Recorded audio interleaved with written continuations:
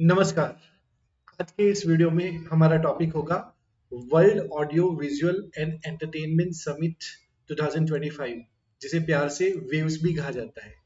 तो विश्व audio visual एवं मनोरंजन शिखर सम्मेलन 2025 में अभी हुआ था। इसके बारे में बात करेंगे। तो चलिए शुरू करते हैं। तो सबसे पहले बात करते हैं कि जो वेव समिट है, ऑडियो विजुअल जो एंटरटेनमेंट समिट है, तो वो न्यूज में क्यों है?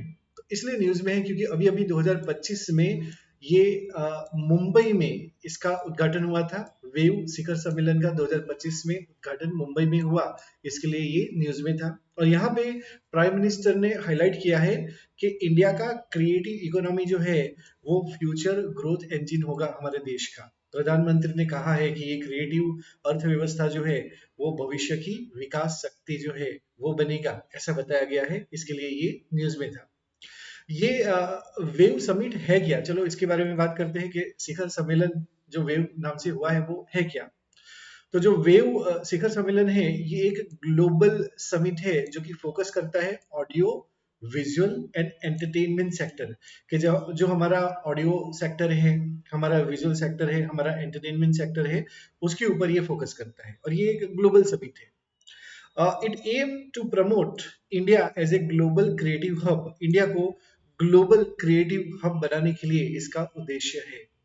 ऑब्जेक्टिव क्या है? तो इसका उद्देश्य है boost India's creative and entertainment economy, कि इंडिया की जो क्रिएटिव इकोनॉमी है, एंटरटेनमेंट इकोनॉमी है, उसको बूस्ट करना और ग्लोबल इन्वेस्टमेंट को अट्रैक्ट करना, इनोवेशन को अट्रैक्ट करना इन क्रिएटिव सेक्टर के। दुनिया भर से जो इन्वेस्टमेंट है वो अट्रैक्ट होगा, इनोवेशन अट्रैक्ट होगा हमारे क्रिएटिव सेक्टर में, और हमारा क्रिएटिव सेक्टर जो है वो आगे बढ़ेगा। ये हमारा उद्देश्य है। इकोनॉमिक विजन ऑफ वेव्स क्या है? आर्थिक दृष्टिकोण समझते हैं वेव्स का, इस सम्मेलन का। तो देखिए, वेव का एम है टू अनलॉक, मतलब खोलना, हमारा बाजार खोलना। कितना बाजार? तो $50 बिलियन, $50 बिलियन का जो हमारा मार्केट है उसको खोलना बाई 2029, 2029 तक $50 बिलियन का मार्केट जो है वो खोलना, अपॉर्चुनिटी जो है वो बाहर निकालनी, ये इसका इकोनॉमिक विजन है। गवर्नमेंट का अनाउंसमेंट क्या है वेव्स को लेकर लेकर इस सम्मेलन को लेकर गवर्नमेंट ने क्या घोषणा की है?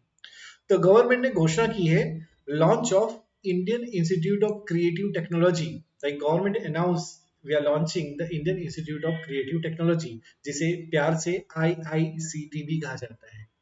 ये जो Indian institute of creative technology है उसका उद्घाटन किया गया है for the strengthening the creative sector ecosystem, कि पूरा का पूरा इकोसिस्टम जो है वो स्ट्रेंथन हो जाए, उसके लिए IICT की स्थापना की गई है।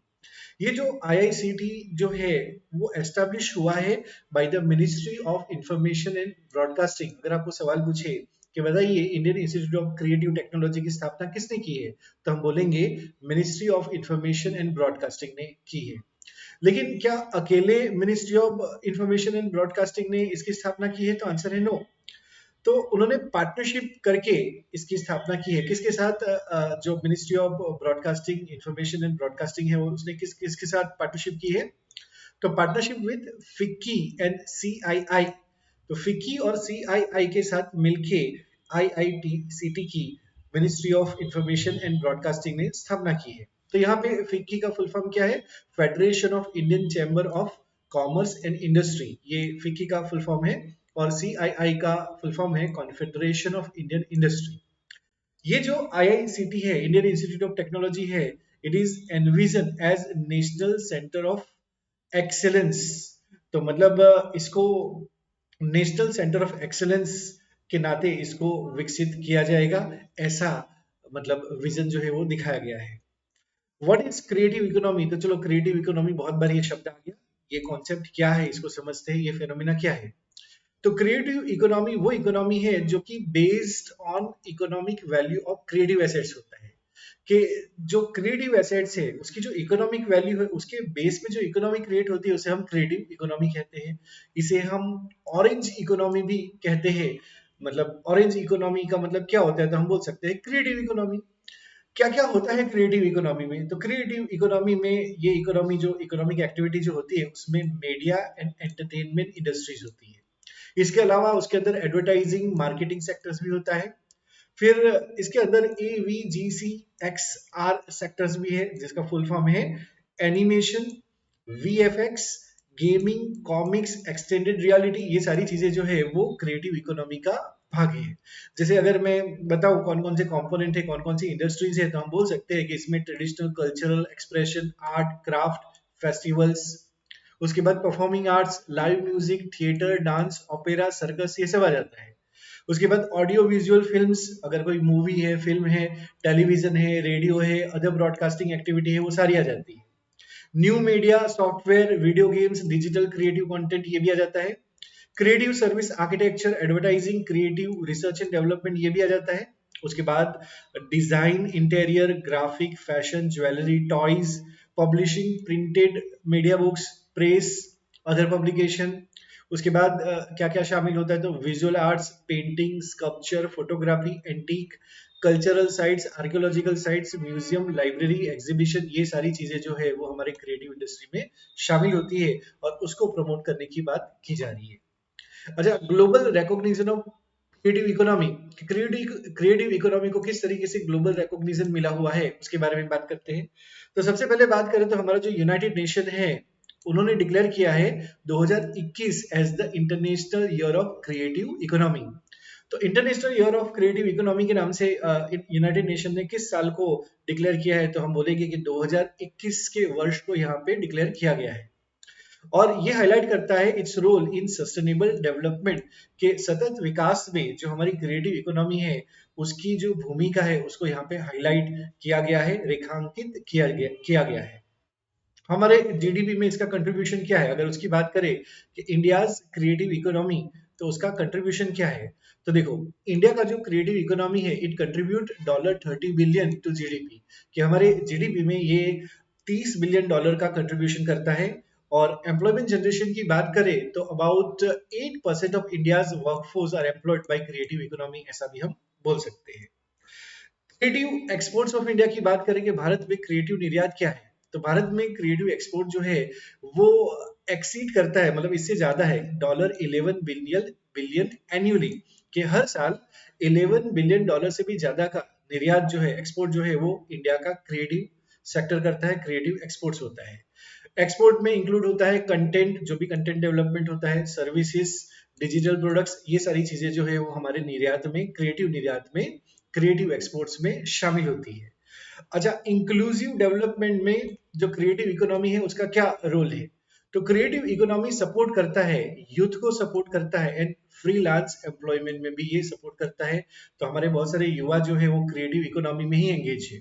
फ्रीलांसिंग जो रोजगार होता है, फ्रीलांसिंग एम्प्लॉयमेंट होता है, वो भी क्रिएटिव इकोनॉमी के द्वारा सपोर्ट किया जाता है। ये प्रमोट करता है रीजनल एंड कल्चरल डाइवर्सिटी को भी ये प्रमोट करता है। तो ये रोल है इंक्लूसिव डेवलपमेंट में, कि जो जो वीकर सेक्शन है उसको भी ये कवर कर लेता है। क्या चैलेंज है जो फेस करता है क्रिएटिव इकोनॉमी, तो देखो, चैलेंजेस की अगर बात करें तो चैलेंजेस इसमें है कौन कौन से। तो पहला, spread of miss information and fake content, तो बहुत बार मिस इन्फॉर्मेशन, फेक कंटेंट जो है वो स्प्रेड हो जाता है, तो ये बहुत बड़ा चैलेंज होता है क्रिएटिव इकोनॉमी में।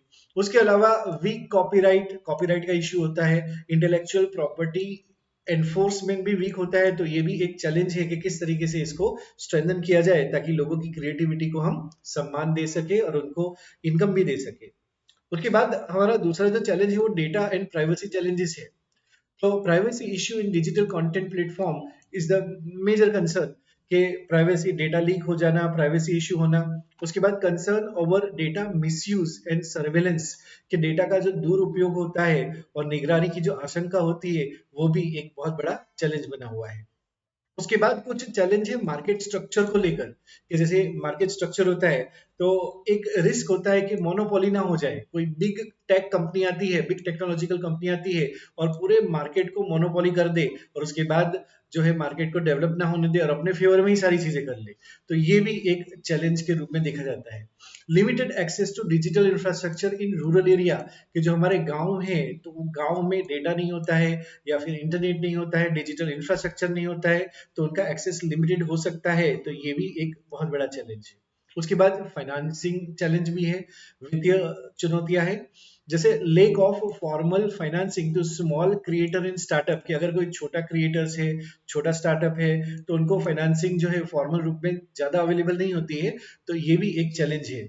उसके बाद जो हमारा इनफॉर्मल फंडिंग है उसके ऊपर बहुत ज्यादा डिपेंडेंस रहता है, उसका इंटरेस्ट और कंडीशन बहुत हाई रहती है, तो ये क्या कर सकता है, ये डिस्ट्रॉय भी कर सकता है उस कंटेंट डेवलपर को, उस स्टार्टअप को, तो ये भी एक फाइनेंसिंग चैलेंजेस है। अब बात करते हैं कि इंडियन इकोनॉमी में इसका क्या सिग्निफिकेंस है क्रिएटिव इकोनॉमी का। तो देखो, इंडियन इकोनॉमी में क्रिएटिव इकोनॉमी जो है वो बहुत ही बड़ा मेजर जीडीपी ग्रोथ ड्राइवर बना हुआ है। जीडीपी को बढ़ाने में इसका कंट्रीब्यूशन बहुत ही ज्यादा हो रहा है। इट सपोर्ट इनोवेशन, इसे इनोवेशन को सपोर्ट मिलता है, सॉफ्ट पावर बनने को भी सपोर्ट मिलता है, और कल्चरल डिप्लोमेसी में भी इसको मतलब सपोर्ट मिलता है। अब बात करते हैं कि क्रिएटिव इकोनॉमी के लिए क्या इनिशिएटिव लिया है इंडियन गवर्नमेंट ने to promote creative economy. Creative economy को प्रमोट करने के लिए, रचनात्मक अर्थव्यवस्था को बढ़ावा देने के लिए भारत की क्या पहल है सरकार की तरफ से, इसके बारे में बात करते हैं। तो देखो, एक फंड बनाया गया है जिसे क्रिएटिव इकोनॉमी फंड कहा जाता है। तो गवर्नमेंट ने अनाउंस किया है $1 बिलियन फंड, $1 बिलियन फंड को अनाउंस किया है सरकार ने टू सपोर्ट क्रिएटिव सेक्टर्स, जो सेक्टर अभी हमने देखे उसे। तो $1 बिलियन का फंड जो है वो क्रिएट किया गया है सरकार ने। दूसरा, all India initiative on creative economy, ये दूसरी योजना है सरकार की, all India initiative on creative economy. तो ये लॉन्च किया गया था इंडियन चैम्बर ऑफ कॉमर्स के द्वारा, और इसका एम, अच्छा, इसको आईसीसी ने जो है वो लॉन्च किया था, और उसका एम है to develop India creative industry. इसका भी एम जो है वो क्रिएटिव इंडस्ट्री को डेवलप करने का है। उसके बाद नेशनल क्रिएटिव क्रिएटर्स अवार्ड भी यहाँ पे घोषित किया गया था। और ये क्यों किया गया था अवार्ड, जो भी क्रिएटर्स होते हैं अलग अलग प्लेटफॉर्म पे, उसको अवार्ड दिया गया to honour digital content creator, ताकि इसको एनकरेज किया जा सके, इस सेक्टर को आगे बढ़ाया जा सके। It promote innovation and online creativity. तो ये मतलब कुछ इनिशिएटिव है। चलो, क्रिएटिव इकोनॉमी और इस प्लेटफॉर्म के बारे में, इस सम्मेलन के बारे में कुछ क्वेश्चंस देख लेते हैं। तो पहला सवाल है, wave summit primarily focus on what.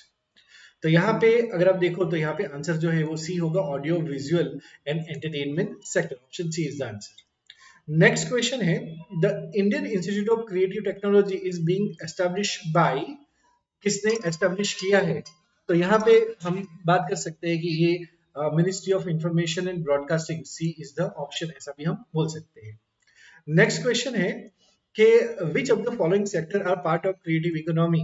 तो हम क्या ये सारे सेक्टर के नाम लिखे हुए हैं, और ये ऑप्शन है। तो एनिमेशन हाँ होगा, वीएफएक्स भी होगा, गेमिंग भी होगा, एडवर्टाइजिंग भी होगा, एक्सटेंडेड रियलिटी भी होगा, तो इसका मतलब सारे हैं, तो यहाँ पे D is the correct option. उसके बाद नेक्स्ट क्वेश्चन जो है वो है, United Nation declare which year as International year of creative Economy. कौन से साल को बोला है, तो यहाँ पे 2021 को बोला है, तो आंसर सी हो सकता है। नेक्स्ट क्वेश्चन है, India creative economy currently contributes approximately how much to GDP, कितना कंट्रीब्यूट कर रही है। तो यहाँ पे करेक्ट आंसर होगा option C, that is $30 billion, मतलब $30 बिलियन जो है वो कंट्रीब्यूट कर रही है, जो हमारी क्रिएटिव इकोनॉमी है वो हमारे जीडीपी को इंडिया में। तो आज के लिए इतना ही, इस वीडियो को देखने के लिए थैंक यू, धन्यवाद, थैंक यू सो मच।